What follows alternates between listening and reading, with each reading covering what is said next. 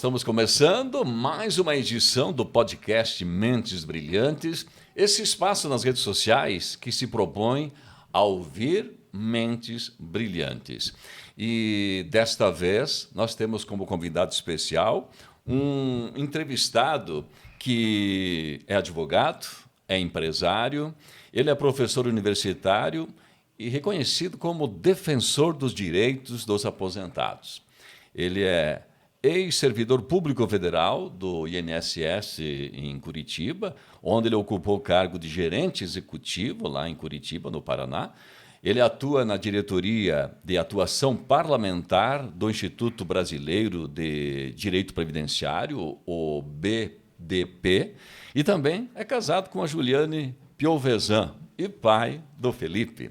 Fundador ainda da FK Advocacia Previdenciária, por isso empresário, tem 7 escritórios especializados em direito previdenciário no estado do Paraná, na capital, inclusive, com uma equipe de 13 advogados e 39 colaboradores com atuação exclusiva em direito previdenciário. Estou recebendo o Dr. Fabrício.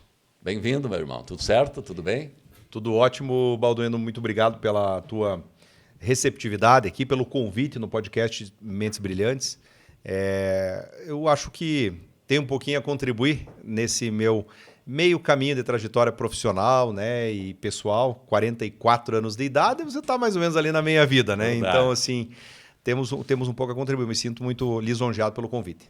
Eu é que fico lisonjeado com essa presença maravilhosa de uma mente brilhante que nós vamos ouvir esse rapaz falar depois dos nossos comerciais. Britador da Alroz, que tem tradição e credibilidade e atua com responsabilidade socioambiental. Ao precisar de pedra brita, areia artificial, pavimentação asfáltica e muito mais, chame o Britador da Alroz. A nossa pedra é a alma da sua obra. Embreagens Agcope, inovação e tecnologia a serviço das novas demandas automotivas. Tem a missão de proporcionar tranquilidade e confiança ao dirigir. Agcope há 30 anos, a especialista em embreagens. Bela Forma, fonte de saúde e bem-estar no ramo de Nutra e Nutri Cosméticos, com distribuição de produtos pensados como fonte alimentar, propriedade funcional e suplementos orais para a sua saúde e bem-estar. Bela Forma, de Pato Branco para todo o Brasil. Maptec Equipamentos, projeta e constrói soluções sob medida para cada segmento. Corte a laser, dobra de chapas metálicas, equipamentos industriais, com acompanhamento da engenharia e da construção também. Acesse maptec.ind.br em Vitorino, Paraná. Vividence Linhas de Transmissão, há 50 anos, atuando na construção de linhas de transmissão de energia elétrica. Serviço essencial para o desenvolvimento e progresso. Vividence, levando energia para todo o Brasil. De volta com o podcast Mentes Brilhantes, como eu disse, recebendo hoje o Dr. Fabrício, especialista em Direito Previdenciário. Aliás, eu vi no teu currículo ali, você é mestre em Direito Previdenciário. Mas me conte um pouco da tua origem, da tua família. Vamos conhecer o Dr. Fabrício. Muito bem, Balduino. Eu sou natural aqui de Clevelândia. Ah, é mesmo? Clevelandense, rapaz. Aqui do ladinho de Pato Branco, né? Clevelândia tem o nome em homenagem ao Cleveland. Grover Cleveland, presidente dos Estados Unidos, né? Que naquela demarcação de terras, se essa nossa região aqui pertenceria para a Argentina ou para o Brasil, né? O parecer do presidente americano, eleito então árbitro daquele conflito, foi de que essas terras seriam do Brasil. Ele veio? Ele não chegou a vir. Não chegou a vir. Mas ele arbitrou. Enviou emissários para cá, né, que analisaram acervos históricos. E aí, nesse momento em que ele dá esse parecer e a solução, esse árbitro resolve a questão das terras, Clevelândia acaba... Ele já existia o distrito ali, mas acaba recebendo o nome de Clevelândia, né, com o sufixo Andia, né, terra de Cleveland. Certo. Então acabou ficando Clevelândia. Legal. E você nasceu numa família com qual estrutura? Isso. Agricultores ainda? Eu sou neto de agricultores, certo, mas não filho de agricultores. O meu pai falecido inclusive agora há 5 meses atrás, era caminhoneiro.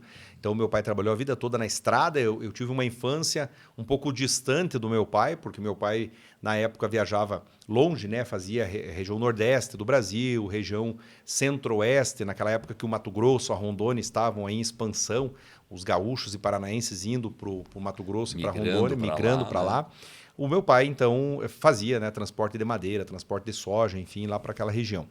E nesse tempo, né, que o pai trabalhava de caminhoneiro, eu, como sou filho mais velho, acabava ficando muitas vezes com as responsabilidades da casa, né? A minha mãe era uma costureira que acabou estudando e virando professora de história há muitos anos, né? Também já em memória? Não, está na ativa trabalhando, inclusive. Legal, se aposentou com um padrão, continua trabalhando ali em Cleveland, professora estadual, né? Trabalhando como professora de história, que é a grande paixão dela. E eu tenho uma relação com Pato Branco já de muitos anos, porque fui aluno do antigo Cefet aqui em Pato Branco. Então, quando eu tinha meus... Mas você fez curso técnico? Eu fiz o ensino médio no curso de edificações. Nada a ver com a área que você atua hoje. Nada a ver com a área do direito. Mas quando que o direito chegou, então, na tua vida? Então, Balduino, você sabe que quando eu vim aqui no Cefet, todo dia de ônibus de Clevelândia para Pato Branco, e eu tinha ali os meus 14 anos, né? Eu vim sem saber o que era o curso de edificações. Então, o Cefet fazia poucos anos entrado em Pato Branco, era novidade, todo mundo queria ir para o Cefet. Eu fiz a prova, fui aprovado e vim. Mas quando me deparei com o curso... E era ensino grátis, pela tua condição financeira federal, também, né? Era uma boa opção, né? Com certeza, eu gastava só com o ônibus, né? Claro. E aí eu entrei no curso de edificações, mas eu entrei sem saber o que era, porque lá tinha o curso de eletromecânica, eletrotécnica e edificações. Eu pensava assim, eu não quero ser mecânico, não quero ser eletricista. Então vou para esse aqui que eu não sei o que é, entendeu? Acabei entrando em edificações. No primeiro ano foi tranquilo. No segundo ano começaram a surgir disciplinas técnicas voltadas à área de engenharia civil ou arquitetura. Toda essa safra de professores que hoje estão quase se aposentando aí na UTF-PR estavam chegando em Pato Branco, professores vindos de Pelotas, de Porto Alegre, de Caxias, de Passo Fundo, de Santa Maria. Essa gauchada que invadiu o Pato Branco na época, aí, na docência do antigo Cefet, foram os meus professores. Mas aí foi o que eu precisava para descobrir que eu não servia para ser engenheiro e nem arquiteto. Então, tá, mas você não concluiu daí? Eu fiz... Lá funcionava assim, eram 3 anos obrigatórios que você saía do ensino médio e o 4º ano era o curso técnico, que te capacitava para você assinar, inclusive, pequenas obras. Certo. Uma casa, por exemplo, até 80 metros quadrados poderia ser assinado por esse técnico. Eu fiz 3 anos, mas daí no 3º ano eu tinha assim 80% das disciplinas práticas e técnicas e 20% teóricas. Eu nunca esqueço que aqui no antigo aeroporto de Pato Branco tinha um projeto já na época de reestruturação e a nossa turma ficou responsável por fazer os bancos de concreto que iam ser instalados no antigo aeroporto. E eu fiquei responsável por lá desenvolver um banco, rapaz. E o meu banco ficou capengo, sabe? Os 4 pés do banco. Um não deu certo. O sinal de que você não levava jeito para... Eu falei assim, não, eu vou derrubar um prédio se eu virar engenheiro, entendeu? Então eu preciso sair dessa área. E aí acabei já fazendo só 3 anos e prestei vestibular para o curso de Direito na Universidade Federal de Santa Maria, no Rio Grande do Sul. Aí fui aprovado, fui embora para Santa Maria, não segui a carreira técnica. Mas aí os professores, pelo menos, serviram para ser mentores, te orientaram para você fazer um curso lá. Sim. Enfim, uma universidade pública também, né? E eu trabalhava como office boy, auxiliar de escritório, em um escritório da advocacia em Cleveland. Então ali começou uma certa sintonia, né? Eu pensei assim, eu dou mais certo para os livros do que para as obras, né? E acabei indo para Santa Maria. Fiquei em Santa Maria quase 7 anos, me formei, fiquei mais um período lá, porque lá em Santa Maria eu fui concursado do INSS, né? Fui estagiário. Você já foi para o concurso e já foi aprovado e já começou a trabalhar nessa área previdenciária. Com 21 anos de idade eu estava trabalhando no INSS, em Santa Maria. Então formei, fiquei mais um período lá e até tive uma breve passagem por Chapecó e acabei indo para Curitiba, que é a capital do nosso estado, né? Então, num processo de seleção interna para gerente executivo, eu fui para Curitiba e virei gerente executivo em Curitiba, né? Então, com 25 anos de idade ali, eu estava chefiando 540 pessoas em Curitiba e região metropolitana, né? Aquele menino filho de caminhoneiro de uma costureira se deu bem, hein? Essa área previdenciária, Balduino, eu digo assim, ó, desde que eu morava ali em Clevelândia, trabalhando no escritório, eu fazia guias de INSS para os clientes de um escritório de contabilidade que eu trabalhava pagar as guias. Eu batia lá na datilografia guias de fundo de garantia, de FGTS, sabe? Então, desde cedo eu lidava com aquela parte Foi se familiarizando burocrática. com o assunto. E quando eu entrei no INSS, aí acabei falando, eu gosto disso, eu vou trabalhar com isso e é nisso que eu vou acabar ficando, né? Então, todo o período do INSS depois da advocacia, naturalmente fiquei na área previdenciária. Dá para resumir o que é direito previdenciário para quem é leigo, como eu, que não entende muito? O que é o direito previdenciário, de forma resumida? Balduino, o direito previdenciário é uma área, um ramo do direito que cuida das relações previdenciárias, na sua grande maioria com o INSS, que é o Instituto Nacional de Seguro Social, mas também englobando relações previdenciárias com entes próprios de previdência. Exemplo, em Pato Branco, a Patoprev, que é um instituto de previdência do município, né? Ou a Paraná Previdência, que é um instituto de previdência dos servidores do Estado. O direito previdenciário, Balduino, e aí eu sou muito sincero em falar... E a aposentadoria lá privada, para quem contribui com uma outra instituição... Isso. Aí ela está no limite, digamos, entre o direito previdenciário e o próprio direito contratual, direito do consumidor. Porque é um contrato de natureza privada que você faz, que pode ser operado, analisado pelo profissional do direito previdenciário, mas que é quase muito mais direito civil do que direito previdenciário. Certo. E o direito previdenciário, Balduino, eu digo assim, hoje ele responde por 13% dos advogados do Brasil. É o terceiro maior ramo, né? Só atrás do direito civil e do direito penal. Inclusive, ultrapassou o direito do trabalho. Isso é bom? Não é. É o sinal que as coisas no serviço público não vão bem. Né? Se o INSS erra tanto, se demora tanto para conceder as aposentadorias, se tem esse campo de trabalho farto, é porque lá não está funcionando. O ideal seria que nem existisse o direito previdenciário. Essa é a verdade. Eu sobrevivo disso, é o meu trabalho, mas assim, se o INSS funcionasse perfeitamente, não tinha advogado. O acesso tinha que ser automático. Contribuiu, se aposentou. O INSS, ele demora de propósito para aposentar as pessoas, na tua opinião? Não. Até porque, se fosse assim, ele estaria pagando mais caro, né? Paga com juros e correção, então não tem sentido. Ele demora porque existe uma desestruturação do serviço público, eu diria até meio orquestrada, e aí a iniciativa privada, em partes, contribui para isso, porque quando o sistema público não funciona, aonde que você procura abrigo? Na iniciativa privada. Se o SUS não funciona, você contrata um plano de saúde. Né? Se a tua aposentadoria do INSS não consegue ser maior do que um salário mínimo, você vai procurar uma previdência privada. Então, o mercado de previdência privada do Brasil, que todos os anos bate recorde de novas filiações e novos valores depositados, né? Ele é um mercado que tem interesse também nessa falência do sistema público. Né? Certo. E esse sistema público vem sendo sucateado há muitos anos. Hoje, 70% dos segurados do INSS recebem salário mínimo, 70%. 70%? Eu pedi esse percentual. É alto, né? Hoje tem mais ou menos 40 milhões de aposentados, pensionistas e beneficiários no Brasil. Por que ocorre isso? Porque esse achatamento na devolução da contribuição. Eu me aposento contribuindo em cima de 4 salários mínimos. Isso. Aí, de repente, vejo que o meu retorno daquela aposentadoria fica num salário mínimo, que é o mínimo que todo mundo recebe. Isso. Por que acontece isso? Acontece porque o governo, e aí não é este governo, são todos os governos que passaram aqui pelo Brasil pós-Constituição de 88, eles sempre olharam o INSS como despesa, como problema, e não como solução. Então, sempre foi colocado assim, a Previdência tem um nunca rombo... foi superavitário? Nunca arrecadou mais do que... Ele é superavitário no momento. Mas quase ninguém sabe disso, né? Ninguém sabe disso. Por quê? Porque existe, dentro do orçamento do governo federal, rubricas específicas para a Previdência. E o governo não segue à risca o destino desse orçamento. Então, por exemplo, ao longo dos anos, nós tivemos obras faraônicas que o governo federal bancou com a poupança do INSS. Itaipu, Angra dos Reis, Transamazônica.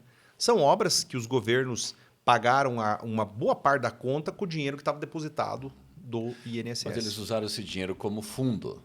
Usaram o dinheiro retirando do fundo do patrimônio da Seguridade Social. Mas depois não devolveram. Depois não devolveram. Não foi um empréstimo. Né?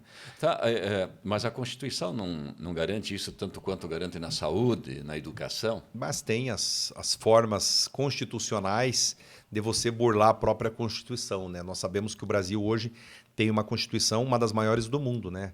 A Constituição brasileira, ali com quase 300 artigos, é uma coxa de retalhos, né, Balduino? A Constituição da Itália tem só 7 artigos, para você ter uma ideia. Tanto que o Supremo Tribunal Federal hoje manda mais do que todo mundo. Manda mais do que o presidente, do que o deputado. Por quê? Porque a importância do ministro do Supremo enquanto guardião da Constituição é tal que um processo de um assunto irrelevante, às vezes, em termos constitucionais, cai na mesa do ministro do Supremo. E aí você contorna essas situações ao longo do tempo, permitindo com que haja desvios do orçamento da Seguridade Social. Será que seria o momento de fazer uma revisão na Constituição? Sem sombra de dúvida. Sem sombra de dúvida. Nós precisamos fazer uma revisão no sentido de enxugá-la. Né? São quantos artigos? A Constituição, se não me falha a memória, é 290, 280 artigos. Caramba. É muita coisa. E ligado ao direito previdenciário, você sabe? Então, ali nós temos 2 capítulos. O capítulo da Seguridade Social, que inclui Previdência, Assistência e Saúde, e o capítulo da Previdência Social em específico. Né? E aí, veja, no próprio capítulo da Constituição já vem uma discussão a respeito de ser deficitário ou superavitário. Porque a despesa que o governo coloca hoje como despesa da Previdência não é despesa da Previdência na sua integralidade. Exemplo, o Brasil tem 8 milhões de benefícios assistenciais, o BPC, que é para idosos acima de 65 anos e pessoas com deficiência. Essa conta não é uma conta do INSS. Essas pessoas nunca contribuíram. Isso faz parte do... Mas os recursos são oriundos. São colocados como uma conta da Seguridade Social. Né? Por isso que ela fica deficitária. Os nossos amigos agricultores, né, com toda a justiça, devem receber aposentadoria até como uma medida de segurança para eles permanecerem no meio rural. Mas a relação contribuição versus benefícios é uma relação deficitária. Né? Os agricultores, o que é contribuído ali no bloco de notas através do Fundo Rural, não paga a conta, por exemplo, de uma aposentadoria de uma mulher que se aposenta com 55 anos de idade no meio rural. Se ela é agricultora. E tem uma expectativa de sobrevida de 20 anos, 25 anos para frente, recebendo benefício. Então, não que não possa haver, mas não pode entrar na rubrica do orçamento da Previdência, para dizer que ela é deficitária. Porque a Previdência do meio urbano só daria prejuízo, segundo os estudos da ANFIP, que é a Associação Nacional dos Auditores Fiscais da Previdência, em 2050. Em 2050 teria esse déficit. É uma desinformação aí, que o né? governo coloca. Deixa eu tentar abrir um parágrafo aqui dentro, depois podemos voltar aqui na questão dos problemas ou das interferências dentro do direito previdenciário. Mas para quem está assistindo, doutor Fabrício, e está planejando uma aposentadoria, que dicas você daria para que essa pessoa garanta que ela vai ter uma contribuição condigna um recebimento depois de aposentada condigno com a sua contribuição? Quais dicas principais servem nesse momento? Balduino, então, hoje nós temos uma camada muito grande de pessoas em meia idade, ali de 30 de idade até 50, né, procurando o serviço de planejamento previdenciário. E o que é o planejamento previdenciário? É tentar minimizar os riscos de você ter uma aposentadoria ruim lá na frente. Então, para quem hoje tem mais de 50 anos de idade, é muito difícil você planejar uma aposentadoria. Porque neste tempo que falta para se aposentar, o homem hoje se aposenta com 65, a mulher com 62 de idade, você não consegue corrigir o problema das últimas décadas. Mas a análise não é feita nos últimos 15 anos? Exatamente por esse motivo que não dá, porque a lei mudou lá em 1999 e agora em 2019, e o cálculo pega todas as contribuições do Plano Real em diante, julho de 94. Então, uma pessoa que está com a minha idade hoje, 44 anos, o meu primeiro registro foi em 96, ou seja, é todo o meu período de trabalho que entrará no cálculo da aposentadoria. Se eu já tenho hoje 20 e tantos anos de carteira assinada, se eu fosse fazer o meu planejamento previdenciário, eu estaria no meu limite. Eu tenho que fazer hoje o planejamento, porque se eu deixar para fazer com 50, não dá mais tempo de recuperar Máximo o tempo 45 perdido. anos. 45, 48, 50, dependendo do teu histórico passado. Sim, de quando você começou a contribuir. Exato. E aí hoje nós temos um serviço muito ativo, inclusive, que é de planejamento previdenciário. Esses tempos atrás nós atendemos um casal de dentistas, ele com 34, ela com 33 de idade. Se eu me reportar lá para 2002, 2003, quando eu entrei no INSS, eu era estagiário, isso era impensável, entendeu? As pessoas procuravam o INSS com 60, com 65. Não é comum os jovens com 30, 35 anos procurarem um ajustamento pensando na aposentadoria. Não é comum. Porque está mudando essa lógica de visão sobre o sistema de previdência do Brasil. Porque esse casal de dentistas ouviu provavelmente os pais dele falando aqui, ó, paguei sobre 10 mil e estou recebendo 4, entendeu? E aí ele fica pensando, mas daí eu deixo esse dinheiro no INSS ou coloco na previdência privada, né? E aí ele precisa desse estudo, que é o planejamento previdenciário. E o que você lembra de ter dado de orientação para esse casal de 33 anos? Você que está assistindo o podcast Mentes Brilhantes, vai ter uma consultoria grátis aqui do Dr. Fabrício, que é mestre nessa área aí. O que você orientou esses jovens de 33 anos em relação a buscar uma aposentadoria condigna? Olha só, Balduino, casos de previdência, né? Cada caso é um caso. É igual um médico falar sobre uma cirurgia. O cara fala assim, o meu vizinho, ele operou ali o rim e deu tudo certo. Eu tenho a mesma idade que ele, eu joguei bola com ele, eu comi a mesma coisa que ele, trabalhava na mesma empresa. Não é igual, né? Então, é difícil que haja uma individualização. Neste caso em específico, eles eram sócios da mesma empresa, os dois dentistas no mesmo consultório, né? E aí, veja, havia ali uma ideia, uma orientação do contador de que ele tinha a sociedade, ele era o dono, e ela carteira assinada com ele, como empregada dele, né? Neste caso em específico, nós pedimos para derrubar a carteira de trabalho, a assinatura da carteira, ela se tornar sócia no contrato social também, retirando um prolabore, porque o valor da contribuição que eles pagariam ali pela empresa é menor do que os encargos trabalhistas da aposentadoria dela. Porém, na análise de médio e longo prazo, nós chegamos à conclusão que seria quase impossível esse casal chegar com 60 e tantos anos de idade sem ter outra reforma da Previdência. Porque, em média, a cada 20 anos tem uma reforma. Então, eles chegariam lá com 54, 55, como eu, inclusive, tinha essa expectativa, e vai ter uma reforma, e vai colocar 10 anos a mais. Então, eles optaram por ter um patamar menor de contribuição e complementar na aposentadoria privada. Nesse caso em específico, era o caminho para eles. Foi, né? uma orientação tua ali. Porque eles são jovens, então eles não tinham um histórico de contribuição passado muito generoso, muito grande. E aí eles podiam, de repente, condenar essa aposentadoria do INSS para salário mínimo, pensando numa outra rentabilidade maior na previdência privada. Agora, se essa orientação for para uma pessoa de 48 anos de idade, ele já tem um histórico para trás, aí talvez não compense perder. E se ele é oriundo do interior, ele ainda tem outro histórico, que aí conta também alguns anos lá que ele trabalhou no interior. Dá né? para verbar atividade rural, principalmente a partir dos 12 anos de idade, na aposentadoria. Né? Exatamente. Então...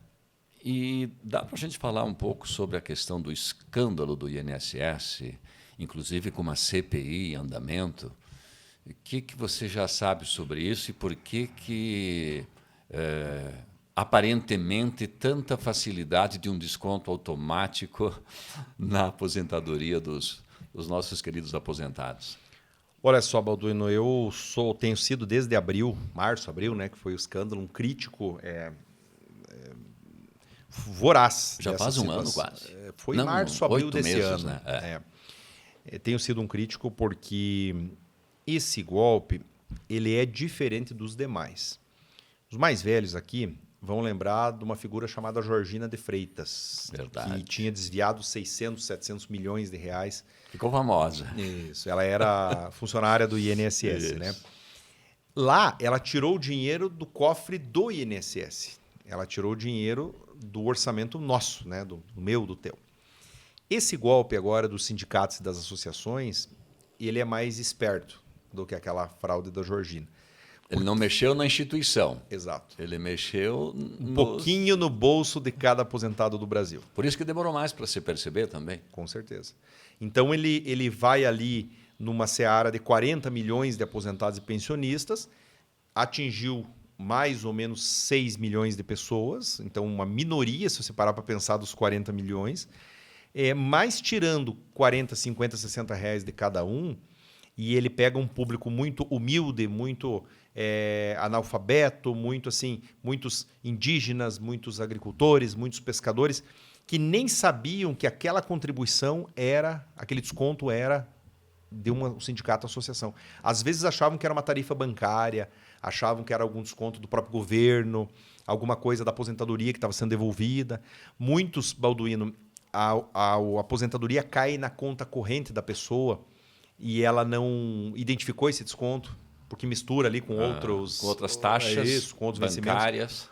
Então, aconteceu um processo organizado, demorado, ardiloso, ao longo de muitos anos. Não é culpa deste governo ou do governo anterior, como estão querendo polarizar essa discussão. Não, porque a culpa é de um ou do outro. Veja, não interessa a gente ficar culpando um ou outro. Interessa o dinheiro voltar para o bolso do aposentado e colocar na cadeia quem estava envolvido com o esquema. Né? Quantos anos tem de desvio? O primeiro registro de desconto, ele é de 1994. Né? Caramba, é muito tempo, Só hein? que assim, de uma maneira bem incipiente. De 2002 para frente, novas entidades começam a se credenciar. Em 2019, explode o número de entidades. Porque lá em 94, Balduino, eram entidades assim um tanto quanto reconhecidas, né, na sociedade do Brasil. Por exemplo, CONTAG, Confederação Nacional dos Trabalhadores da Agricultura. Em 2002, o sindicato que ficou famoso aí pelo fato do irmão do presidente Lula estar na direção do sindicato, o Sindinap. O irmão do presidente Lula entra em 2009, 2010 na presidência do sindicato. O sindicato lá em 2002 já estava credenciado, né, o Sindicato Nacional dos Aposentados e Pensionistas. Só que de 2019 para frente surgem associações que nunca ninguém ouviu falar, né? Eu tive aqui no município já constituídas com o objetivo de fazer essa arrecadação dos aposentados. Eu tive aqui em Mangueirinha uma senhora que dona de casa, sempre foi dona de casa. Ela começou a ter um desconto de R$ 64,00 para a Confederação Brasileira da Pesca e Aquicultura, né? E aí ela reclamou, eu falei, mas a senhora trabalhou em alguma coisa na pesca? Não. Nem no alagado de Mangueirinha ela pescou, entendeu? E ela ficou com esse desconto durante uns 3, 4 anos, estava na lista de pessoas que estavam sendo lesadas. Então surgiu a Associação de Defesa de Mutuários, não sei das quantas, Associação de Defesa do pessoal, de entidades assim, de categorias profissionais, né? E essa da pesca e da aquicultura, aliás, foi na semana passada ou retrasada que o presidente foi preso, né? Eles prenderam o presidente da associação. Essa associação tinha o mesmo dono 10 CNPJ. Caramba. Ele tinha 10 CNPJs. Exatamente para se esconder. Algumas com endereço físico no Acre, em Roraima, em locais distantes que nem existiam, né? Com o objetivo de... Ela foi constituída para ter esse desconto, que gerou 6,5 bilhões de prejuízo no bolso dos aposentados. Só essa instituição? Não, todo o golpe. Todo golpe. Tá, 2019 se intensificou isso. As autoridades, o ministro da Previdência, quem tem responsabilidade por estar liderando a instituição, foram ou não foram avisados? Foram avisados e, na sua grande maioria, foram omissos com relação à gravidade do problema, né? Fizeram um olho grande, tinham interesse também na causa? Eis a questão, Balduino. Isso tem que ser investigado. Isso. Em 2023, inclusive, há 2 anos atrás, numa reunião do Conselho Nacional de Previdência Social, foi denunciado na reunião, e consta em ata, né, uma determinada instituição, aliás, é o próprio Sindinap, esse Sindicato Nacional dos Aposentados e Pensionistas, dizendo assim, olha, está acontecendo isso, nós somos sérios e a gente está tendo desconto, mas a nossa entidade existe e ela atua em defesa dos aposentados, mas está acontecendo isso com várias outras entidades. E realmente houve uma situação assim, vamos apurar, vamos deixar para lá, e a coisa foi aumentando, até que veio aquela investigação, acho que foi o portal Metrópolis que denunciou num primeiro momento, e estourou no Brasil inteiro uma mega operação com 37 núcleos, né, de operação da Polícia Federal ao mesmo momento no Brasil inteiro. Talvez uma das maiores operações da história da polícia. E aí entrou nisso os sérios e aqueles que foram constituídos com o objetivo já de lesar essas pessoas. Todos. Eu conversei com o presidente do Sindicato dos Trabalhadores Rurais aqui de Clevelândia, faz mais ou menos uns 15 dias. E ele tinha, dentro do quadro de associados, ali 40%, 30% do faturamento do sindicato vindo desses descontos, que foram autorizados pelo trabalhador rural, né, que tem toda a fichinha assinada e tal, eu concordo, mas por uma questão de praticidade, ao invés dele pagar lá no sindicato, ele descontava da aposentadoria. Ele está desesperado. Ele falou, cara, nós não estamos conseguindo pagar as contas do sindicato porque caiu tudo, bloqueou tudo. Né? Isso deve se repetir aqui em Pato Branco, no Sindicato dos Trabalhadores Rurais também. Então, os bons acabaram pagando pelos maus, né? Como sempre acontece. E provavelmente o aposentado agora, um pouco mais avisado, ele vai tirar qualquer desconto que tenha. Vai refutar essa... Vai refutar qualquer desconto que possa ocorrer. E aí vai entrar as entidades sérias e as outras também. E o governo abriu, né, dentro do aplicativo do Meu INSS, que é o aplicativo do governo federal do INSS, ele abriu a possibilidade de bloquear esse desconto. Então, a pessoa sem prévio aviso ao sindicato e à associação, ela entra aqui no aplicativo, pede o bloqueio do pagamento e imediatamente para no outro mês de descontar. E isso feito, as providências tomadas pela gestão, pelo governo federal, foram corretas? Não, entendo que não. Entendo que não porque o governo federal, na primeira semana pós-escândalo, ele tentou suavizar a situação. Demorou muito para que o Ministério se manifestasse com relação ao ocorrido. Né? O prejuízo político disso foi inegável. Público. O Ministério da Previdência Social. Né? Demorou muito para que isso acontecesse. E quando há o processo de saída do ministro, a equipe que assume no lugar do ministro é a mesma equipe que trabalhava no Ministério. Então, veja, há uma ideia do governo de colocar panos quentes naquele momento, ali por abril, ali maio. Daqui a pouco a imprensa vai esquecer desse assunto e deixamos como está. E nas investigações do Ministério Público e da Polícia Federal, estão apurando que tem muitos agentes do meio político também beneficiados com isso, recebendo uma espécie de mensalinho de R$50 mil por mês. Então, você vai ter agentes do serviço público, aliás, eu falo com bastante tristeza, que o ex-presidente do INSS, o Alessandro Stefanuto, meu ex-colega de trabalho, porque eu fui servidor do INSS, ele era procurador, eu reputava como uma pessoa séria, uma pessoa de reputação ilibada, e ele foi preso agora, semana passada ou retrasada, né? Como uma pessoa que estava anuindo com tudo aquilo. E aí, servidores públicos, associações fraudulentas, agentes do meio político. O que me parece? Como 6 bilhões e meio é muito dinheiro, deu para alimentar muitas bocas nesse processo de golpe, de fraude. E aí, vamos tentar todo mundo deixar como está para poder empurrar para frente e deixar baixar a poeira, principalmente na imprensa. E esses agentes políticos de vários partidos? De vários, não é prerrogativa. Por isso que eu falo que... Quer dizer que se isso for investigado a fundo, tem o quê? Parlamentares de esfera federal, estadual também? Envolvidos de direita, de esquerda, de centro, de tudo que você imaginar, porque 6 bilhões e meio é muito dinheiro. Por isso que demora mais para andar, por isso que as apurações são controladas. Isso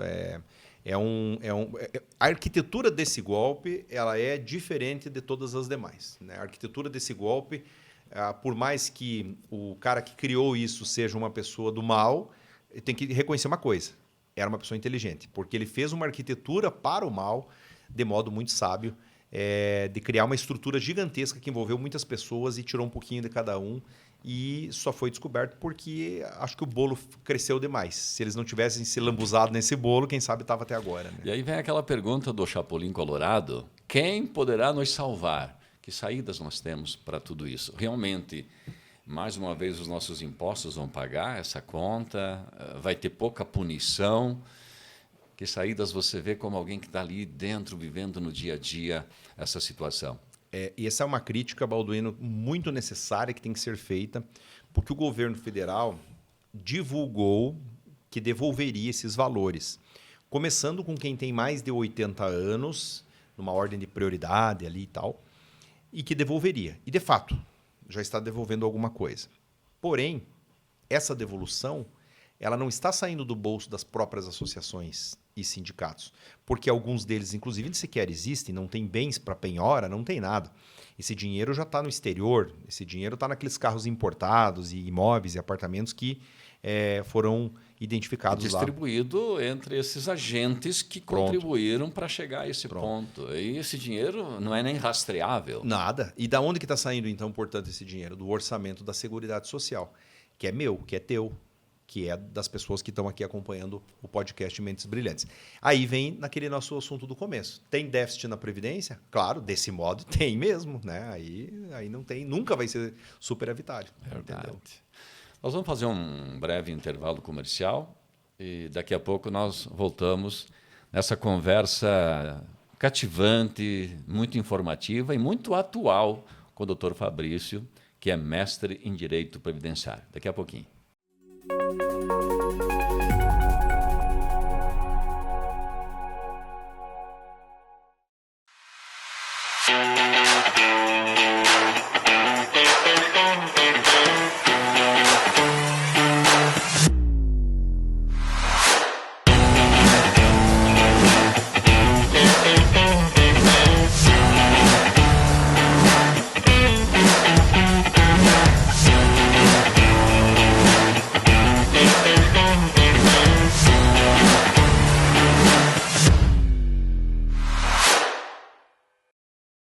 Há 50 anos, a Vividense Linhas de Transmissão, com sede em Pato Branco, Paraná, trabalha com construção de linhas de transmissão de energia elétrica, atuando em todo o território nacional. Possui uma equipe de colaboradores qualificados e capacitados para executarem desde a construção civil até a montagem das torres e lançamento dos cabos. Com comprometimento e respeito às pessoas, aos clientes e ao meio ambiente, a Vividense se tornou uma das 5 maiores empresas neste ramo do país. Vividense, soluções em linhas de transmissão, levando energia para todo o Brasil. Desde o início de suas atividades no ano de 1994, a Agcop investe muito em inovação, tecnologia e otimização de seus processos, acompanhando o crescimento da empresa. Nossa missão é cuidar de cada detalhe técnico, proporcionando a você tranquilidade e confiança ao dirigir.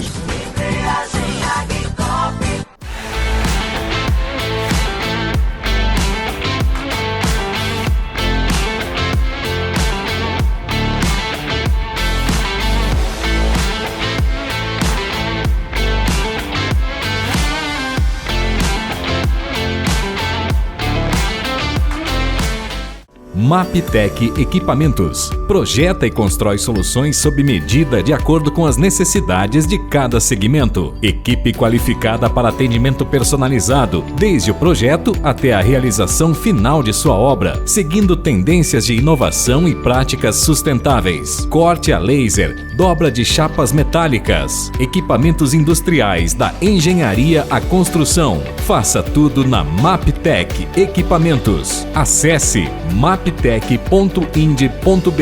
Vitorino, Paraná. De volta com o podcast Mentes Brilhantes, esse espaço que a cada nova edição tem uma mente brilhante. Estou conversando nessa edição com o Dr. Fabrício, ele é mestre no Direito Previdenciário. Já vamos conversar com ele sobre a reforma de 2019. E o que teve de bom e de ruim nessa reforma aí para você que está assistindo. Antes eu quero falar da MPB Magazine Pato Branco. Sabe aquela roupa casual ou naquele momento especial?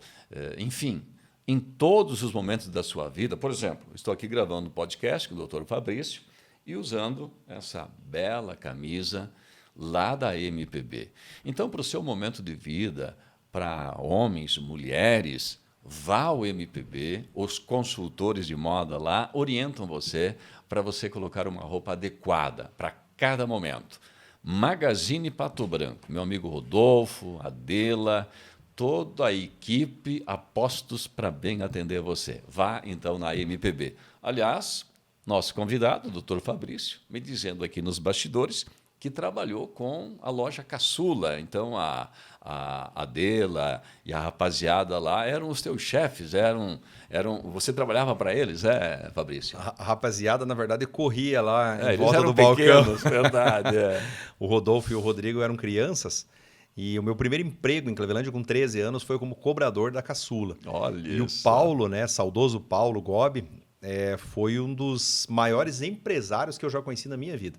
O Paulo, se eu tivesse 10% da habilidade que o Paulo tinha para fazer negócio, eu vou te falar. Era um águia. Um águia. E eu, como cobrador dele, ele me ensinava como cobrar bem das pessoas que estavam devendo para a loja. Sem perder clientes. Sim, sem então perder clientes. Depois eles vieram a Pato Branco, né? E hoje não são mais donos daquela loja de Clevelândia, mas lá foi meu primeiro emprego. Que legal isso. Aí, Rodolfo, olha só, contando um pouco da história do teu saudoso pai, Dela, que orgulho ver falar isso do teu esposo, grande Paulo Gobi, que deixou muita saudade, né? Doutor Fabrício, sobre a reforma da Previdência que aconteceu lá em 2019, qual a sua análise? Olha, Balduino, os trabalhadores braçais do Brasil, na sua grande maioria, foram os principais prejudicados. E o porquê que eu falo braçais? Porque, via de regra, na sociedade do Brasil, os braçais são ainda os piores remunerados. Eu acho que esse é um cenário que nos próximos 20 anos vai mudar bastante aqui no Brasil, porque já falta pedreiro, falta motorista, falta diarista, né? Já mudou bastante, mas muito. Muda mais. Vai mudar mas mais. Para quem está se aposentando, ainda os braçais ganham menos, né? E esses trabalhadores braçais mais humildes, eles contavam com uma aposentadoria e a reforma da Previdência não respeitou o direito adquirido e regras de transição. Então, em muitos casos, postergou essa aposentadoria 8 anos a mais, 10 anos a mais. E hoje eu percebo que essas pessoas não estão aguentando, o homem até os 65 e a mulher até os 62, esperar o tempo da aposentadoria. Porque um outro diagnóstico é que o braçal começa a trabalhar mais cedo. Certo. O agricultor começa a trabalhar com 6 anos, 8 anos, 10 anos de idade. Então, ele vai até os 60, ele tem uma vida laboral que transforma ele, na época da aposentadoria, praticamente num inválido. Ele chega lá com problemas de coluna, com várias outras comorbidades. Então, a reforma de 2019, 13 de novembro de 2019, está fazendo 6 anos agora, ela joga muitas dessas pessoas na invalidez, na aposentadoria por invalidez. Que é aquele cidadão com 57, 60 anos de idade que não está mais aguentando trabalhar naquele serviço pesado. Vamos pegar aqui um exemplo de um trabalhador de construção civil de Pato Branco, né? Problema sério de coluna, por exemplo. Coluna. Né? Que é uma das consequências de quem atua lá no pesado. Né? Isso. Então, o cara tem problema de coluna, vai fazer uma cirurgia, fica provavelmente com uma dificuldade de carregar peso. Esse vai para invalidez. Ele tem que se afastar por um tempo, ele vai requerer um auxílio por incapacidade temporária, um auxílio-doença, popular auxílio-doença. Fica afastado 6 meses, 1 ano, 1 ano e meio, 2 anos. A própria empresa já não quer mais ele, já colocou outro profissional no lugar dele. Aí, se ele sair do benefício, ele também não consegue mais vaga de emprego no mercado de trabalho, porque a nova empresa vai olhar que ele ficou afastado. Então, esse cara está meio adoentado, eu já não quero ele. Aí, o que ela vai falar? Ela vai dizer assim, eu não vou contratar esse, vou contratar um mais jovem, e ele fica fora do mercado de trabalho. Aonde que ele vai procurar? O INSS de novo, ou a Justiça, para requerer uma aposentadoria por invalidez. Porque quando eu, como advogado previdenciário, faço o estudo de caso dele, eu identifico que ele não aposenta mais por tempo de serviço como era antigamente. Às vezes ele tem mais de 35 de contribuição, mas não consegue aposentar porque a reforma colocou um requisito mínimo de idade de 65 para esse homem, né? Mesmo tendo o tempo de serviço, ele não tem idade. Ele tem que ter a idade. Ele pode ter 45, 50 de contribuição. E como calcular um prejuízo desses para um contribuinte, para um cidadão desses aí? Olha, eu vou te dar o meu exemplo, que não sou um trabalhador braçal, trabalho no ar-condicionado, trabalho sentado, né? Trabalho, posso, acho que com certeza, ir até os 65. E para mim, digamos, a reforma talvez até fosse justa, tá? Mas no meu caso, eu perdi 10 anos com a aposentadoria. Eu me aposentaria com 55 e agora vou me aposentar com 65. Eu pago no teto da Previdência, que dá mais ou menos 8.100. Então, se você multiplicar 8.000 por 13 prestações ao longo do ano, 12 mais o 13º, vezes 10 anos, na minha conta, o meu prejuízo é de R$1 milhão. Então, com o Fabrício, o governo lucrou R$ 1 milhão. Sem contar que nesses 10 eu vou estar contribuindo. Eu tenho que continuar pagando. Aí você multiplica... Você perde 1 milhão... Deixa de ganhar 1 milhão... Deixa de ganhar e ainda tem que contribuir mais 10 anos. Pela lei, mesmo aposentado, você teria que continuar contribuindo. Porém, se essa pessoa sonegasse durante esses 10 anos, ninguém ia fiscalizar, não ia ter dificuldade alguma, digamos, perante a fiscalização federal, que está meio sucateada. Então, dá para fazer uma conta assim, que 1 milhão é o que eu deixo de receber. E uns 300, 400 mil é o que eu pago nesses 10 anos a mais, né? Então, vai para quase 1,5 milhão. Tanto que no teu caso. A economia geral do governo era de 1 trilhão e 300 bilhões de reais nos estudos prévios à reforma da Previdência, né?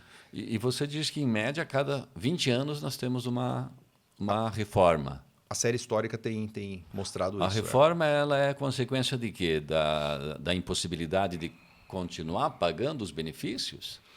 É um argumento... Ou é por causa da expectativa de vida? Então, é um argumento que o governo utiliza para fazer alterações e ter um certo alívio de caixa, digamos. Esses governos dos últimos 20, 30 anos do Brasil que gastaram bastante, né? Que não colocaram as contas em dia. Em que pese a lei de regularidade fiscal.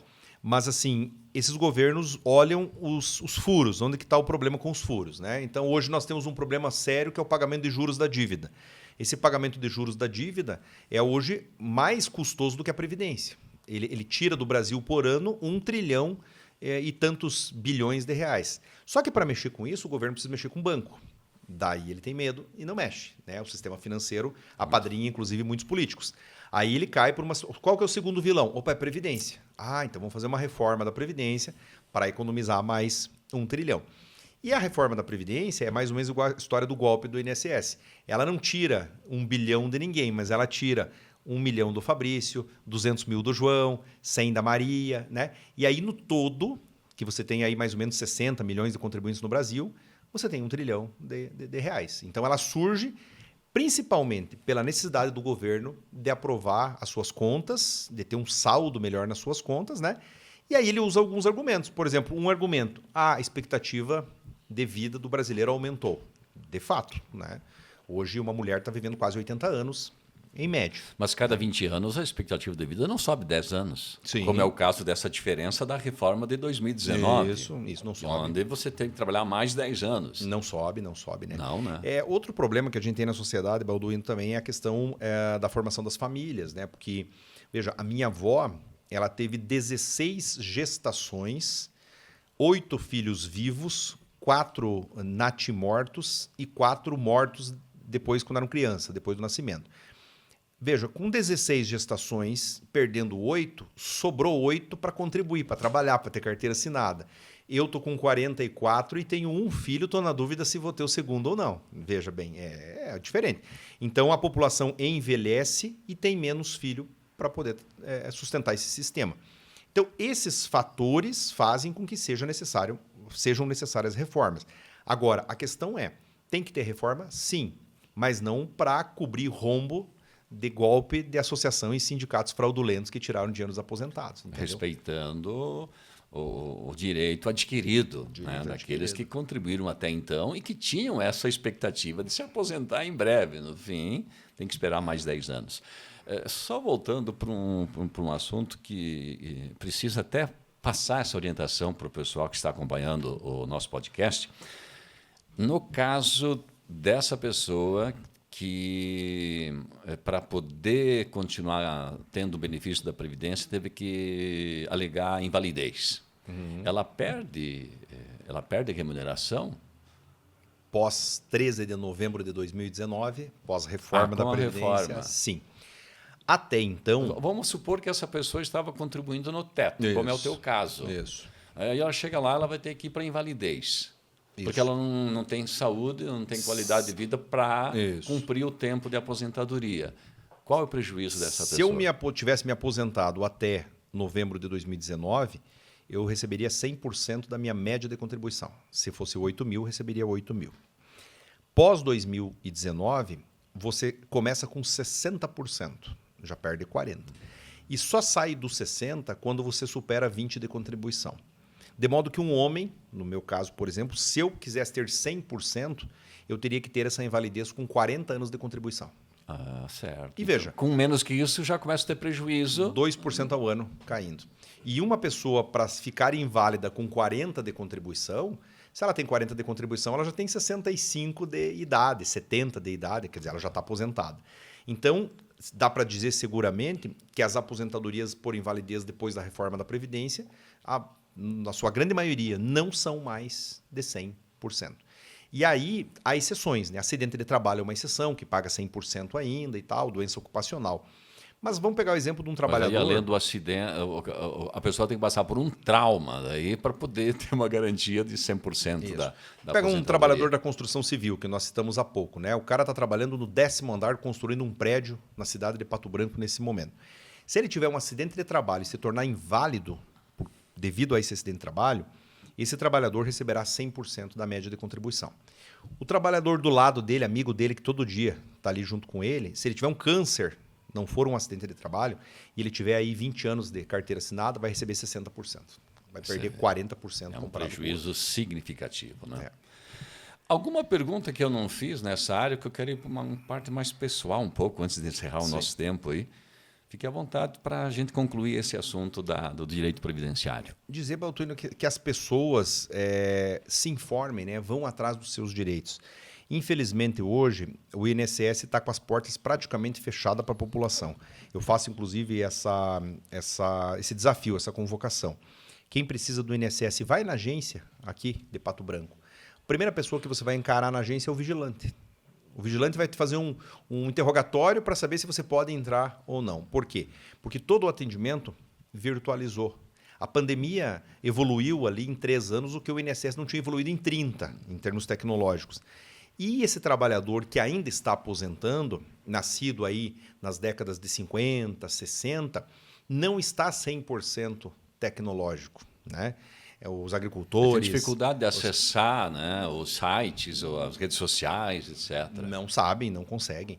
Agora o governo instituiu em novembro a biometria facial para a prova de vida. Então você faz o processo de biometria, né, para a prova de vida.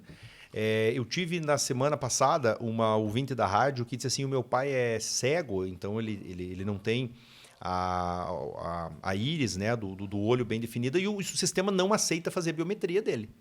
Aí ele foi ao banco, o banco falou que tem que ir no INSS. Ele foi no INSS, eles falaram que tem que fazer pelo celular. E aí ele não consegue provar que está vivo porque o sistema não reconhece a biometria. Então, o que eu recomendaria? Que, primeiro, haja uma pressão por parte dos parlamentares, dos políticos, para que o INSS seja reestruturado, porque o INSS está abandonado, essa é a verdade, né? E segundo, que as pessoas, que o cidadão humilde que está nos vendo aqui e nos ouvindo, que procure um profissional especialista que tente conseguir informações para ele não cometer erros básicos, muitas vezes, que vão dar prejuízo de 30%, 40%, que vão fazer ele perder 8, 10 anos de aposentadoria por um documento errado que ele apresenta, por um pedido errado que ele fez no INSS. Essa informação no campo do direito previdenciário, Balduino, no momento, é ouro. Ela vale muito dinheiro. Sempre a informação foi importante, mas da reforma da Previdência e da pandemia para frente, ela vale mais ainda.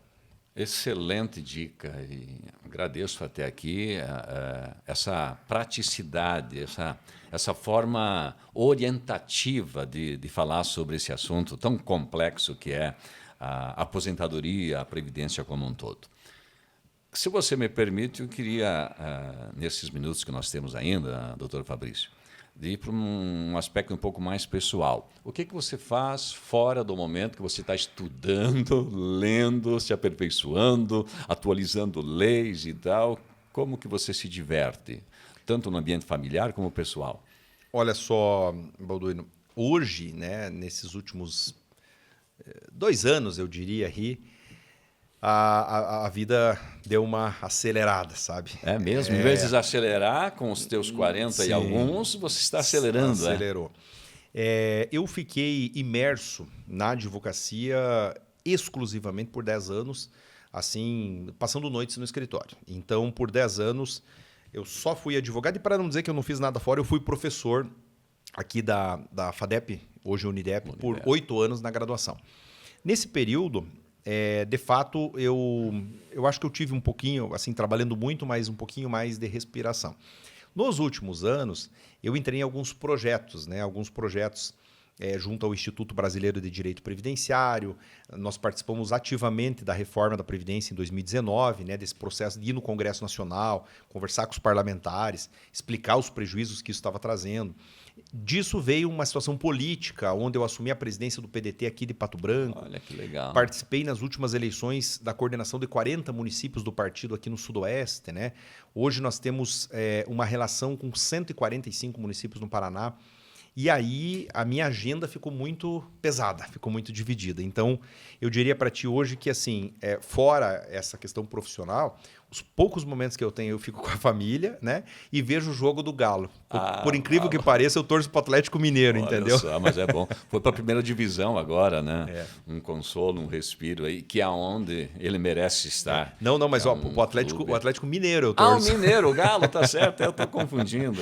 Bom, ele se garantiu na primeira divisão desse ano, que foi... Isso. Perdeu a Sul-Americana. E antes que perguntem, eu não sou filho de mineiro, não tenho relação com Minas Gerais. Não sei qual a influência. Teu pai era caminhoneiro, pode ser que ele... Também não, ele era palmeirense, entendeu? Então não dá para entender.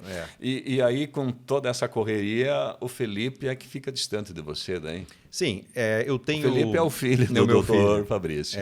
Eu tenho tentado ficar principalmente finais de semana, né? Aqui mais na região. Nos últimos 2 anos... Eu fiz mais de 100 mil quilômetros nos últimos 2 anos. Eu viajei por esse Paraná inteiro. Temos uma atividade muito, muito grande na região oeste, sabe? Cascavel, Foz do Iguaçu, Toledo. Capital, eu tenho escritório na capital, então, assim, muitas viagens para lá. E esse trabalho, né?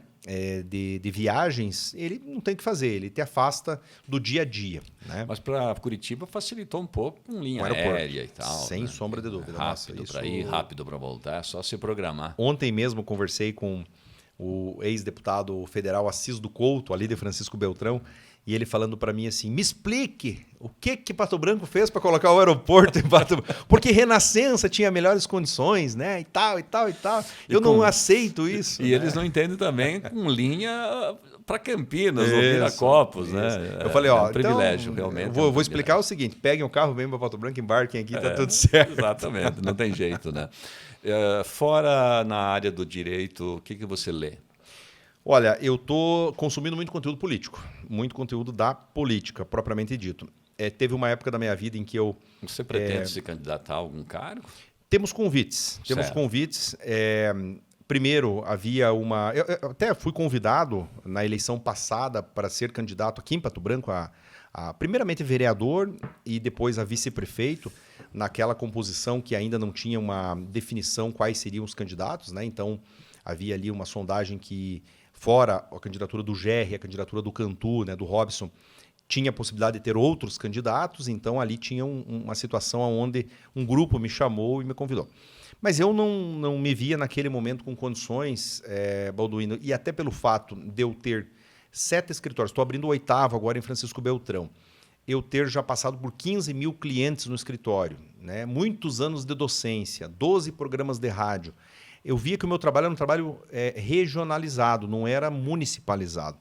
E aí, para eu concorrer a um cargo de âmbito municipal e tendo sucesso, porque você entra para ganhar e não para perder, eu teria que me dedicar muito para o município. Né? Eu vejo os vereadores do nosso município... Mudaria o teu foco empresarial e de atividades outras. Os vereadores do nosso município eles passam o dia inteiro em função do próprio município, né? Correndo de bairro para lá, para cá e tal.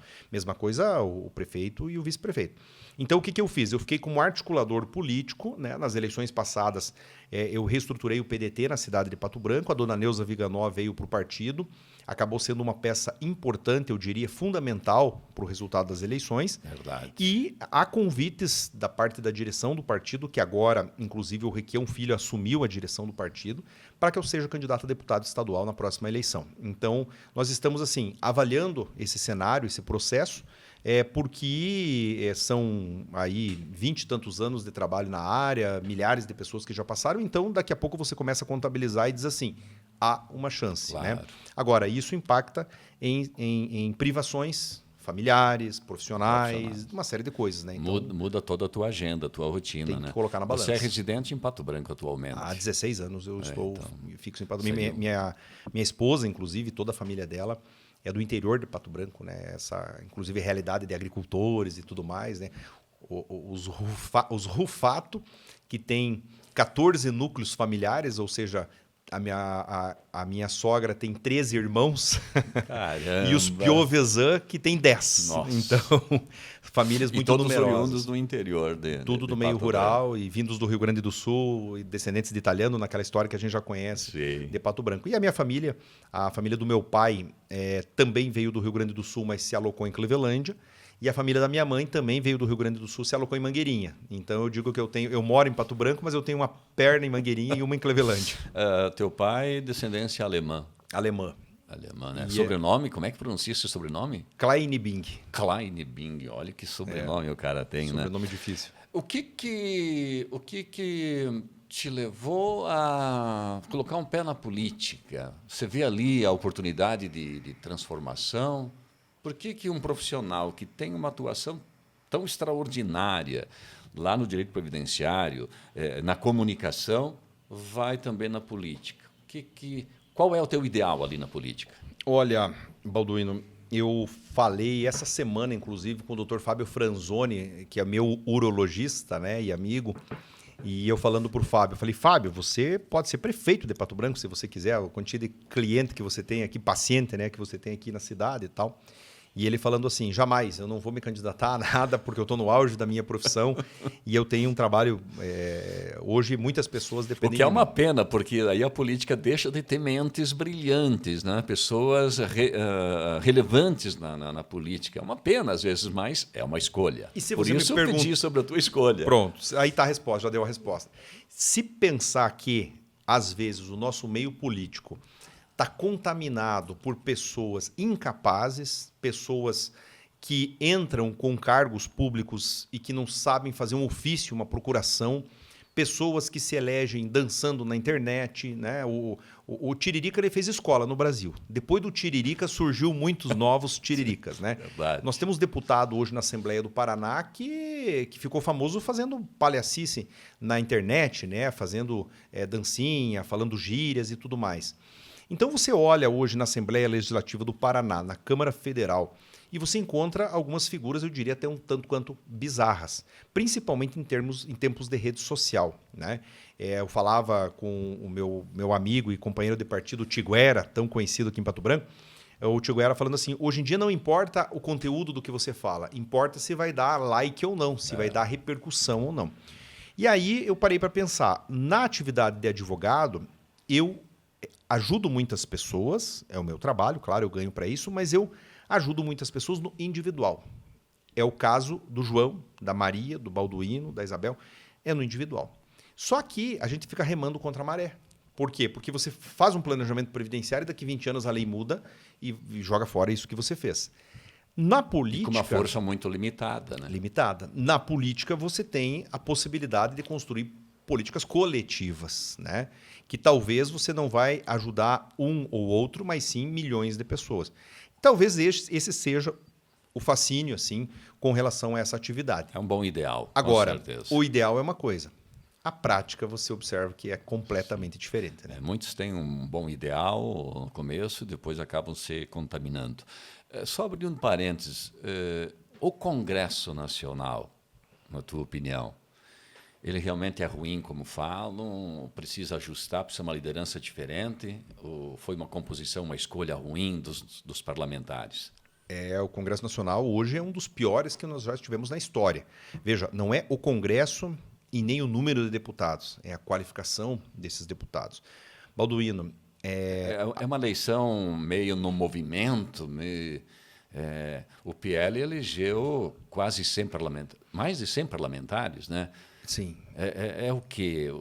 Por que existe um único partido eleger 100, dá 20% do parlamento? A polarização do Brasil desde o impeachment da presidente Dilma, aquelas manifestações e tal, da Lava Jato, a polarização foi muito nociva para o Brasil. Independente da posição política do cidadão, se de esquerda ou de direita, se ele é fã do Lula ou do Bolsonaro, o que a polarização produziu no Brasil, nos anais históricos da política do Brasil, e eu não respondi a tua pergunta antes, você falou que estava lendo, eu estou lendo um livro chamado Sudoeste Político, né? Que conta a história aqui do nosso Sudoeste, de todos os municípios, os prefeitos e tudo mais. Mas nos anais da história da política do Brasil, a gente vai lembrar daqui a 20, 30, 50 anos que nós tivemos um Congresso Nacional que se elegeu defendendo um lado e criando um inimigo do outro lado. Ou se elegeu desse lado, criando um inimigo desse lado. Então, são eleições onde você tem assim muitos militares, você tem muitos sindicalistas, você tem pessoas que defendem muito o meio ambiente, tem pessoas que defendem muito a derrubada do meio ambiente. Não existe praticamente um meio no Congresso. E o meio que existe é chamado Centrão, que ele não está lá para discutir ideias, ele está lá para se manter no poder e vem conseguindo com bastante êxito há 30 ou 40 anos. Então, hoje você tem no Congresso, eu li esses dias, um parlamentar que propôs um projeto de lei que permite o porte de arma a você entrar armado dentro do avião. Então, veja, a discussão não pode ser... a discussão se você pode ter porte de arma ou não é uma. Agora, permitir que a pessoa entre armada dentro do avião é outra. Parece uma coisa muito absurda. Completamente insana, né? Insana. Você discutir, por exemplo, a igualdade de gênero e discutir o direito dos homossexuais, transexuais, bissexuais. Isso é uma coisa. Você obrigar a ter banheiro sem identificação de masculino e feminino é outra coisa totalmente descabida e insana. E eu tenho presenciado aí nas minhas andanças, eu cheguei em Curitiba, por exemplo, num bar ali no Largo da Ordem, em Curitiba, onde eu cheguei na porta do banheiro e olhei. Banheiro sem gênero para a direita e banheiro sem gênero para a esquerda. Eu falei, e agora o que eu faço? Entendeu? Eu acho que daí, o que nós temos Dá um certo constrangimento até, né? Eu acho que o que nós temos enquanto políticos, porque todos somos agentes políticos e seres políticos, Balduino, é voltar a ter racionalidade no discurso, né? O caminho... O bom senso. Talvez não seja nem pela ponta extrema-direita e nem pela ponta extrema-esquerda.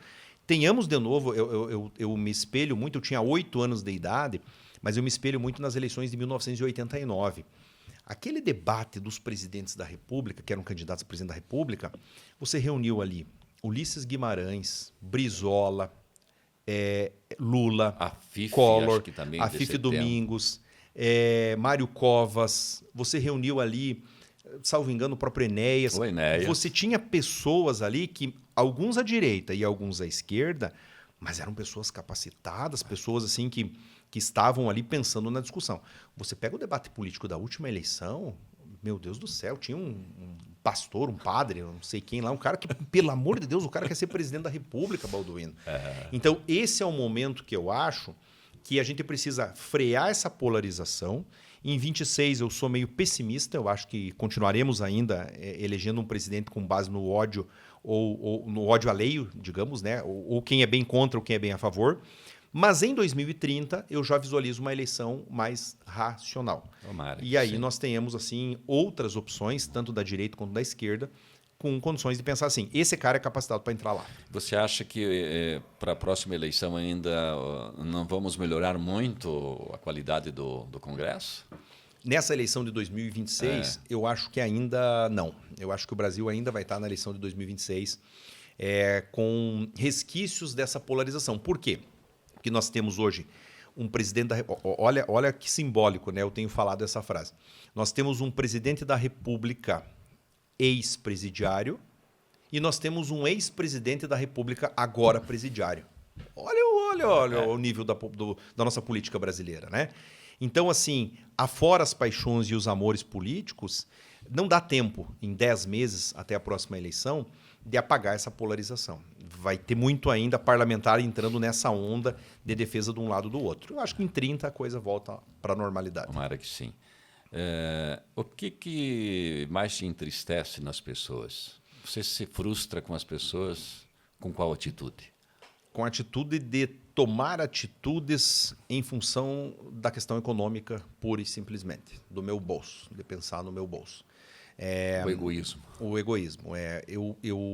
Eu tenho vivido nesse início da empreitada política algumas situações assim lamentáveis, né? Então, assim, eu te ajudo, mas eu preciso de tanto. Está faltando grandeza.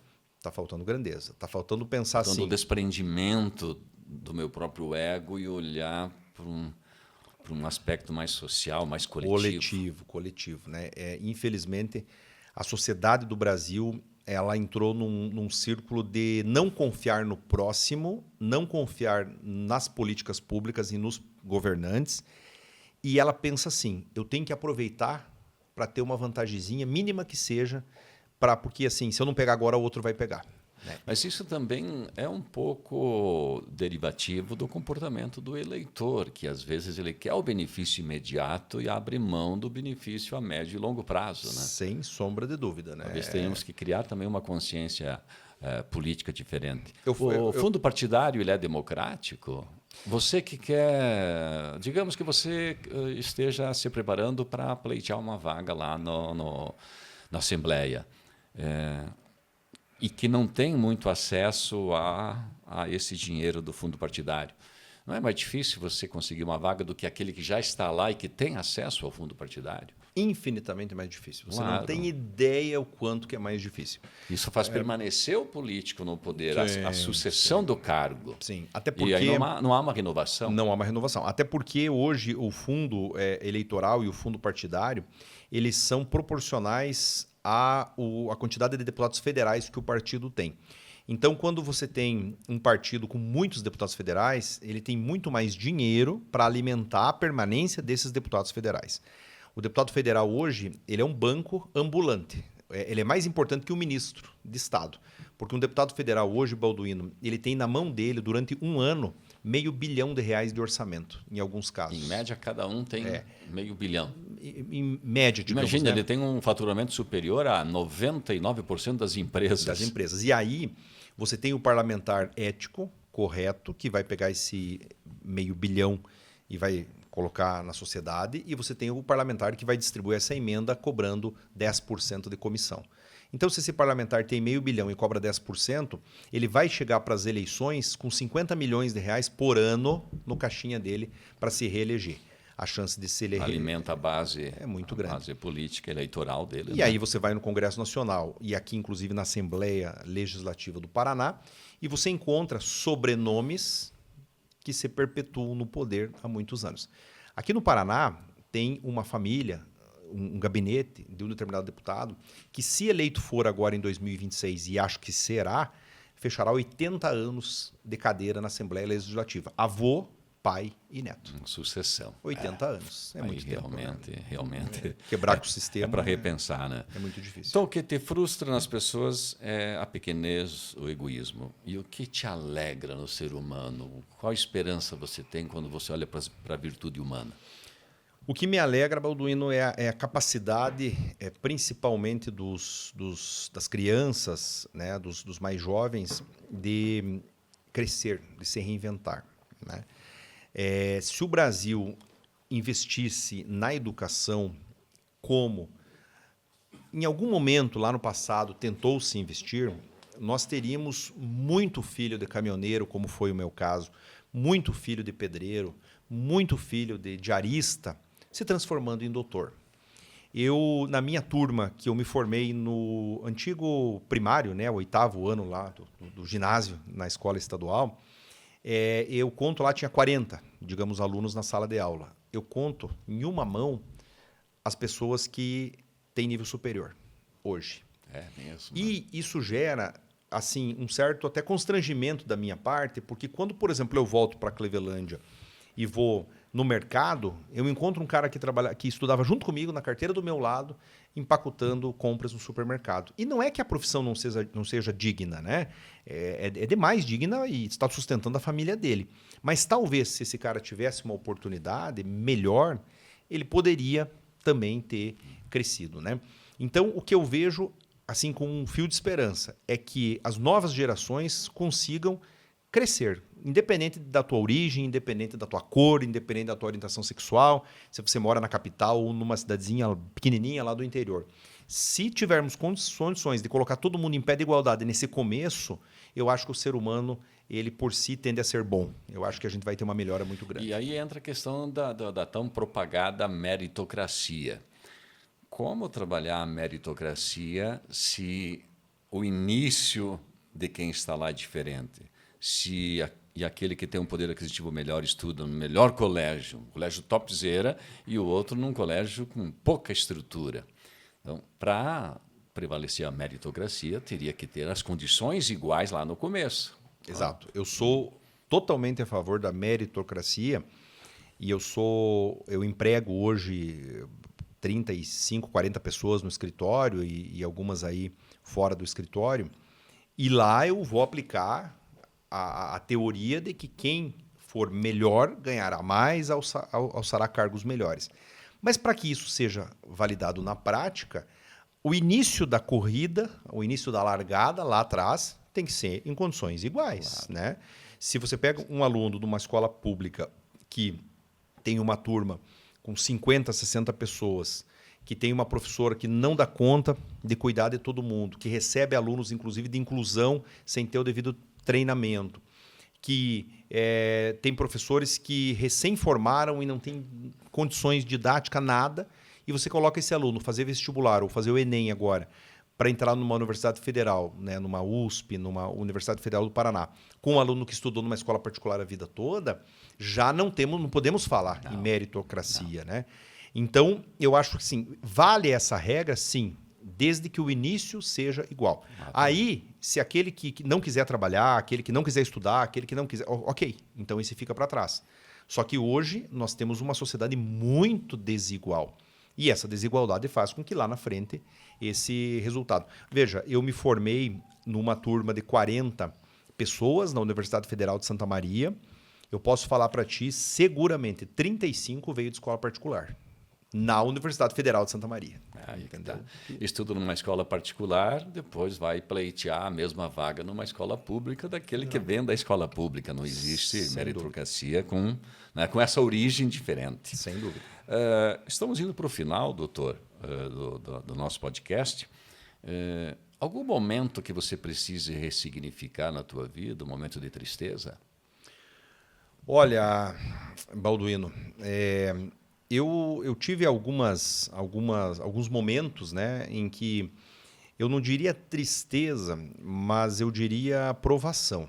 Então, em alguns momentos da minha vida, eu tive situações em que eu pensei, será que eu vou adiante? Né?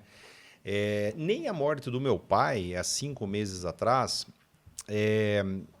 me deixou, digamos assim, abalado ao ponto de algumas coisas que eu vejo que aconteceram ao longo do tempo, onde você ficou assim, né? Então, eu tenho percebido que nessa minha luta, nessa minha trajetória, o fato de eu não me contentar com o equilíbrio, com a linha de equilíbrio, ou eu atinjo alguma coisa e surge outra coisa. Ou não aceitar a mediocridade, né? Então, também poder traduzir dessa forma. Eu sempre estou em períodos de provação, né? Então, isso aconteceu, por exemplo, quando com 17 anos eu saí de Cleveland e fui para Santa Maria, onde eu vivia com R$300 por mês e 150 ia para o aluguel. Sobrava 150, né? E aí os 150 era para comer, para o transporte, para livro, para... Eu cansei de ir para balada com R$5 no bolso, né? Dava para tomar 3 cervejas na época, né? Então, ali naquele momento, mas por que eu estou aqui? Será que não compensa eu ficar em Pato Branco, fazer faculdade no Mater Dei, que é mais pertinho e tudo mais? E aí eu pensava assim, não, eu vou continuar, vou para frente. Quando eu estava no INSS, aqui em Chapecó, eu estava tranquilo. Estava trabalhando numa função legal, com planejamento ali, até de passar num outro concurso. Aí eu fiz um concurso e me nomearam gerente executivo em Curitiba. Né? Eu fiquei pensando, porra, o que eu vou fazer em Curitiba com 25 anos? Né? Eu falei, vou lá ver como é que é. Cheguei em Curitiba, eu recebi ameaças de morte em Curitiba, porque quando você exonerava um servidor que fraudou 300 aposentadorias, né? Eu recebia oferta de propina em licitações, né? Eu recebia ameaça de perder o cargo por políticos parlamentares, né? Se você não remover o cara lá para tal lugar, eu vou te tirar daí, né? E você vai criando uma casca, você vai suportando todo esse processo. Quando eu atingi a linha de equilíbrio ali no serviço público, eu decidi... Mas nunca foi atentado a se submeter a esse tipo de de proposta ou de ameaça. Nunca saí 1 milímetro, digamos, dessa retidão, né? Parabéns. E tanto que isso me deu um gabarito e uma condição para hoje ter amigos dentro do INSS. Eu sou um cara que advoga contra o INSS e tenho mais amigos dentro do INSS do que fora do INSS. Então, daí respeito, né? Daí eu venho para Pato Branco começar do zero, né? Quando eu desembarquei aqui em Pato Branco em março de 2010, voltando depois de muitos anos, né, que eu estudava aqui na adolescência. Você abriu mão do concurso? Eu abri mão. Eu pedi exoneração do cargo de gerente executivo e do serviço público. E saí com uma mão na frente e outra atrás. 2010 tinha que remuneração um executivo do INSS? Se fosse atualizar para os valores de hoje, uns R$10 mil, mais ou menos, né? Também não é tão significativo. Assim, era aquela. Aí que entra a questão, né? É assim, isso é medíocre ou não? Isso é suficiente ou não, né? E eu achava que eu podia dar mais do que isso. Então, o que eu fiz? Eu pedi exoneração. Quando eu pedi exoneração, eu fui metralhado. Eu lembro que eu tenho umas tias bem tradicionais, assim. Uma, aliás, tinha sido funcionária do INSS lá em 1970 e saiu e se arrependeu de ter saído. Você é louco fazer Nossa, isso, cara, Fabrício do céu. Me mandaram para o psiquiatra, entendeu? A doutora Valéria Azevedo aqui de Pato Branco Porra, tem que ir na Valéria, porque você tá louco. Você tem uma coisa na mão, tal. Daí eu abri o escritório. Você já era casado? Eu tinha um outro relacionamento. Ah, tá. Eu tinha uma união estável com outro relacionamento. Certo. Não é com a minha atual esposa. Aí eu comecei do zero. E o funcionário público, quando ele sai, ele não tem rescisão, ele não tem fundo de garantia, ele não tem acerto. Sai zerado. Ele sai zerado. Rapaz, quando aconteceu isso, eu saí e vim aqui para Pato Branco, né? Passei o quê? 2 anos, praticamente, sobrevivendo. 2 anos sem Você renda. já tinha a OAB, tudo já? Tinha. Só que a advocacia, Balduino, ela não dá dinheiro a curto prazo, né? O processo ele é demorado. Então, todo o processo de você ter a carta de clientes, o processo do início, meio e fim, no mínimo 2 anos, para ser bem otimista, assim. Então, você novamente pensa assim, putz, será que eu vou desistir, cara? Vou voltar para o INSS, né? Ainda tinha um prazo ali para você voltar e tal. Não, vamos adiante, né? Então, eu te diria assim, que nesse processo, cara, essas dores e essas dificuldades ao longo do tempo, elas vão aparecendo, né? E eu tenho agora, me parece, nesse momento, mais esse desafio. Quando eu cheguei ali em 2022, 2023, pós-pandemia, né? Com os escritórios, com um rendimento interessante, né? Com uma carta de clientes formada. Aqui em Pato Branco eu tenho cliente de norte a sul, leste a oeste, todos os bairros da cidade, toda a região. Bem casado, com a família e tudo mais. O que eu vou fazer com política, né? Você fica se perguntando com relação a isso, né? Mas é por ser fora da verga, né? Como se diria popularmente. Né? Aí entra alguém que não aceita estar num lugar cômodo, na zona de conforto. Exato. Alguém que busca mais. Eu diria que esse é o principal, assim, o meu principal desafio pessoal mesmo de vida é talvez encontrar essa linha do equilíbrio, porque eu acabo entrando nos projetos de cabeça. Eu acabo entrando de modo muito intenso. Você se sente feliz aonde? Aonde que é teu ambiente de maior felicidade? Olha, eu acho que eu tenho vários ambientes de felicidade.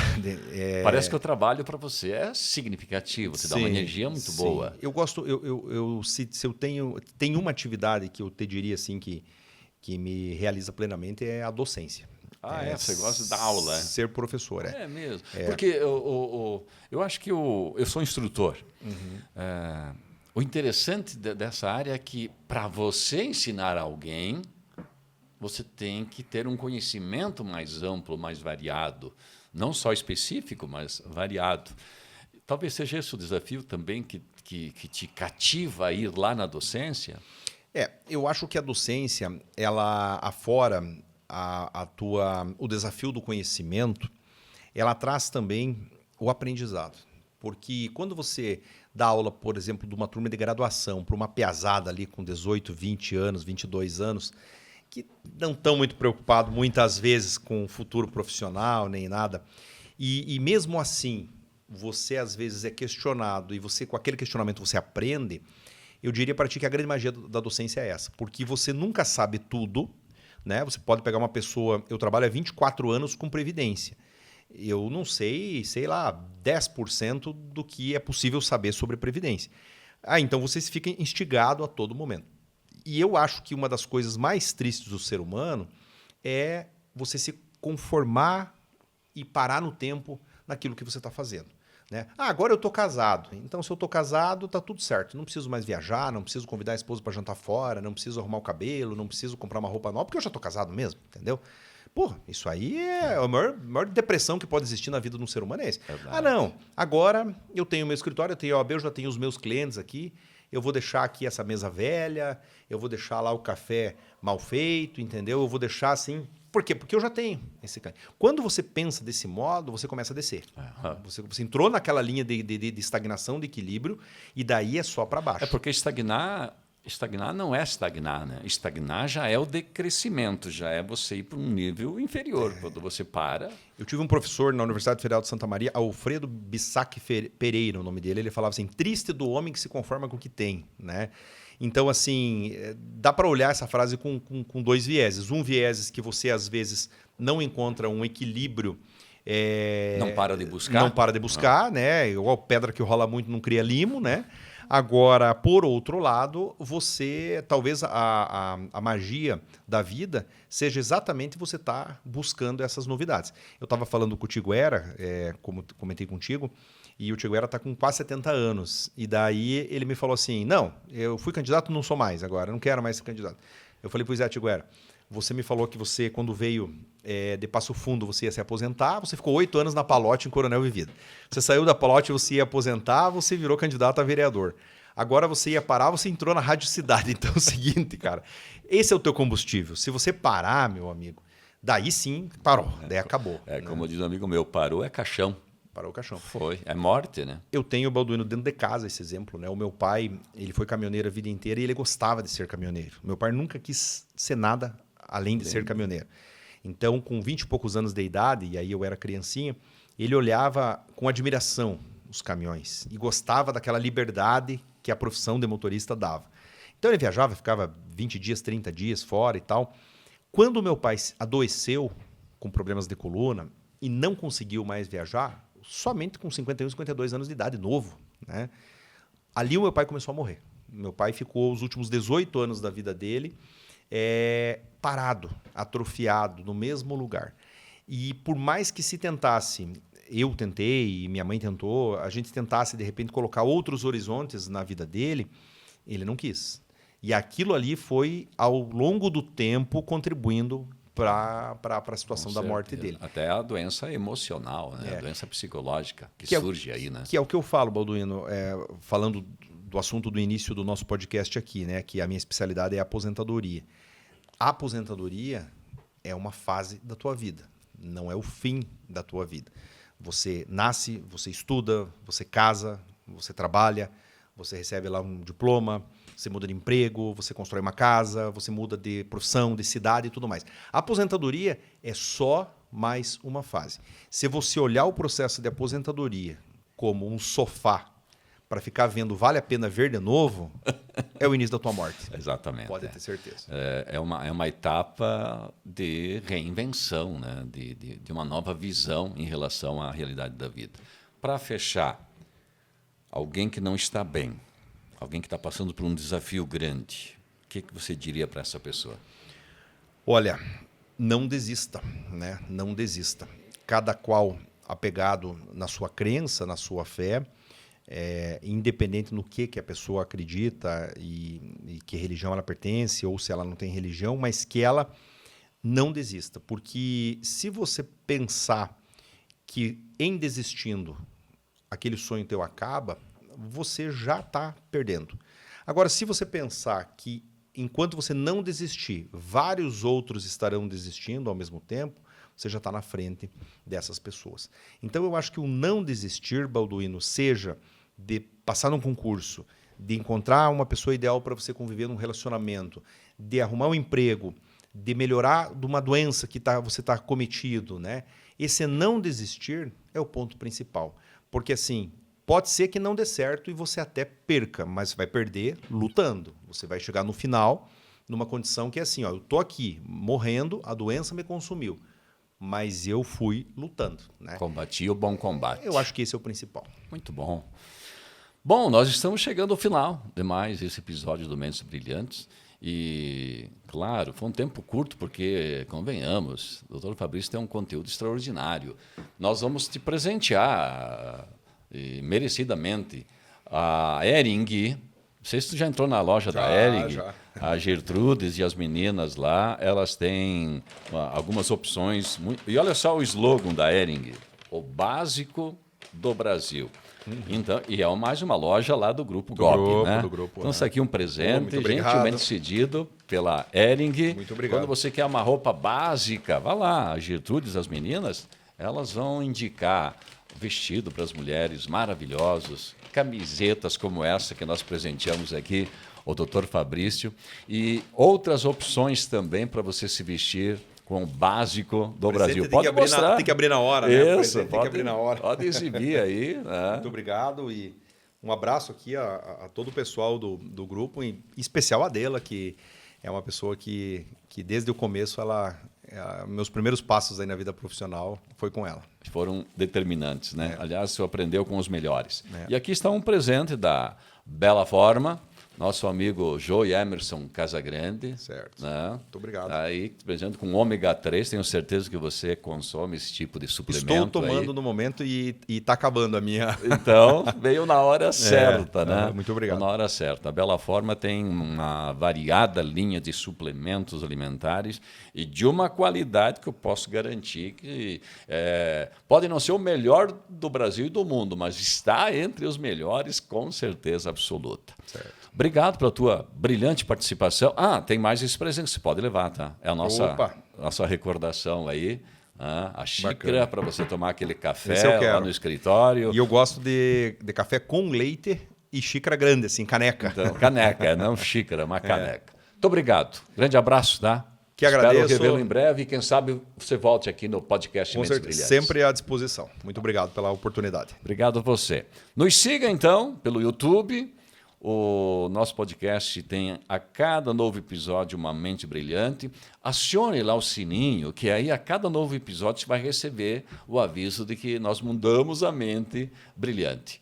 Grande abraço, espero ver você em breve em outro episódio.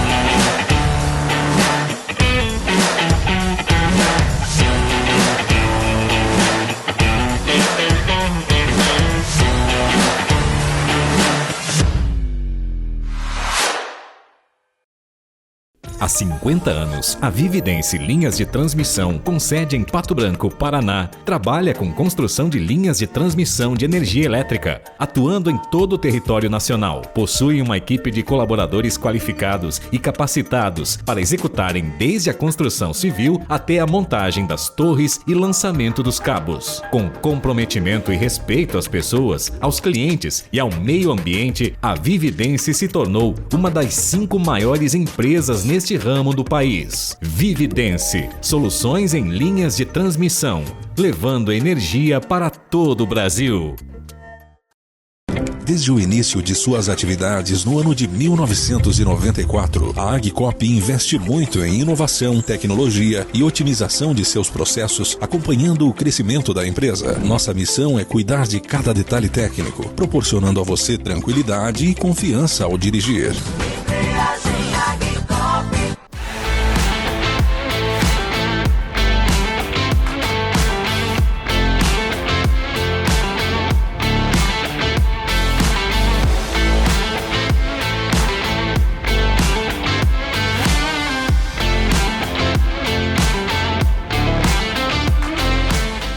Maptec Equipamentos. Projeta e constrói soluções sob medida de acordo com as necessidades de cada segmento. Equipe qualificada para atendimento personalizado, desde o projeto até a realização final de sua obra, seguindo tendências de inovação e práticas sustentáveis. Corte a laser, dobra de chapas metálicas, equipamentos industriais da engenharia à construção. Faça tudo na Maptec Equipamentos. Acesse maptec.com.br. agritec.ind.br, Vitorino, Paraná.